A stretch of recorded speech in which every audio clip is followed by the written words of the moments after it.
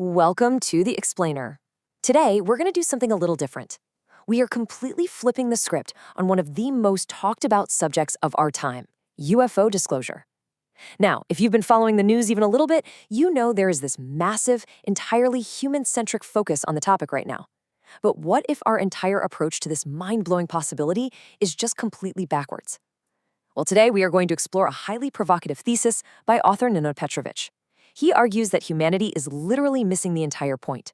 So let's dive in and break down exactly why our current perspective might just be our biggest blind spot. Right out of the gate, the author poses this profoundly simple question. Why do we focus so much on the stories of these characters who are revealing something and not on the position of the one who is being revealed? I mean, that right there is the hook, isn't it?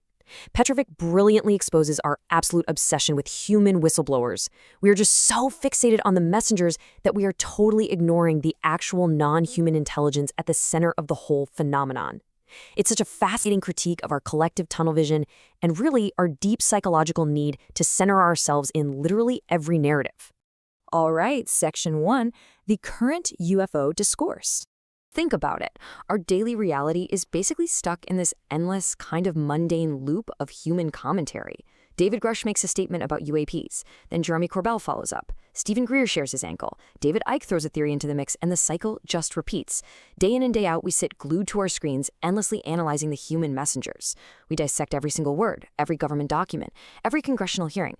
But Petrovich's critique is so sharp here. By endlessly listening to these human figures, we are entirely ignoring the most important intelligence involved in the conversation.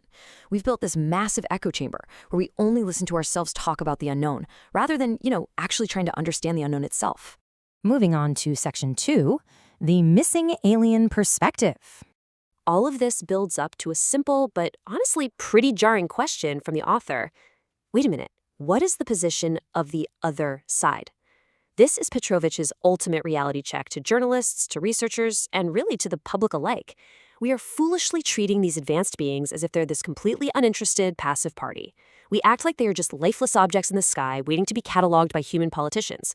But actually, scratch that, they are an active intelligence. They have their own complex goals, their own motivations, and quite possibly their own judgments about us. Petrovich paints this incredibly stark contrast for us to really hammer this home. On side one, you've got humanity. And let's be real, we are a civilization currently defined by crises, wars, diseases, and frankly, some pretty immature behavior. We're fractured, we're chaotic. Then, on side two, you have the others. They are these silent observers. They fly these lights in the sky, clearly proving something exists, but we have absolutely zero idea what their actual position is. Are they trying to positively influence us? Do they have a malicious agenda? They certainly aren't taking steps to explain themselves to the world. Petrovich really highlights this immense gap between our chaotic human reality and their silent observing presence. He suggests that their silence might just be a direct reflection of how they view our immaturity. Which brings us to Section 3, 1 second after disclosure. Okay, I want you to imagine a hypothetical moment with me. Picture the day official disclosure finally happens, the very moment we are told that another intelligent species officially exists alongside us. What happens next? Well, according to Petrovich, it is absolutely not global enlightenment. The author warns us that exactly 1 minute after the official announcement, we are going to see a chaotic chain reaction. It'll be an immediate avalanche of deeply personal, wildly selfish demands from humanity the absolute second that veil is lifted. We aren't going to look up and cosmic wonder, we are immediately going to look for what we can get. Just think about it. Literally 1 minute past the announcement, Petrovich predicts total chaos. The sick, they're instantly going to demand miraculous interventions. As the author writes, with this great sense of genuine exasperation, they'll be asking, why doesn't that alien come with thousands of years more advanced technology and heal me like in Star Trek movies with a touch of some small device? Boom. The focus instantly shifts from the profound, reality-shattering nature of their existence right back to, what can your alien tech do for my personal health right this exact second? And it absolutely doesn't stop there. People who are economically struggling are going to instantly demand an end to their financial burdens. Someone struggling to feed their family will immediately ask, why is everything so expensive? Why do we pay for electricity if they have everything in abundance and for free? Do you see what happens? The single greatest paradigm shift in the history of the cosmos immediately turns into a complaint about the monthly utility bill. It's like this tragic comedy of human priorities. And then, oh boy, comes the theological panic. Religious folks are going to desperately try to cram these highly advanced entities right into their existing earthly boxes. The author notes they'll immediately start asking things like, are Buddha, Jesus, and Allah sitting in those spaceships, or are they also gods above these beings? It is just a rapid-fire chain reaction of chaotic, self-centered questions. And every single one of them completely misses the monumental reality that a non-human intelligence is sitting right in front of us, existing entirely outside of our human constructs. Let's slow down for section 4, the egocentric human trap. So this whole chaotic scenario perfectly illustrates what we could call egocentrism in disclosure.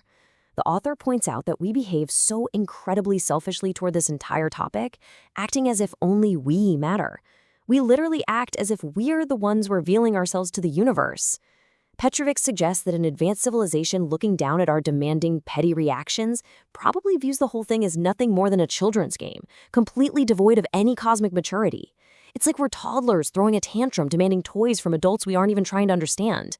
Which naturally leads right into the author's wonderfully blunt, urgent plea, people, come to your senses. This is Nenad Petrovic, begging humanity to wake up. We absolutely have to shift our perspective. We need to stop just staring at the human whistleblowers on our screens, and we have to stop viewing a potential alien presence merely as some magical band-aid for our earthly grievances. The hard truth is, we have to mature as a species before we can ever hope to engage in a genuinely meaningful dialogue with the unknown. So as we wrap up this explainer, I really want to leave you with this. Let's turn the mirror directly on ourselves for a second. When that official announcement finally drops, what will your first selfish question be?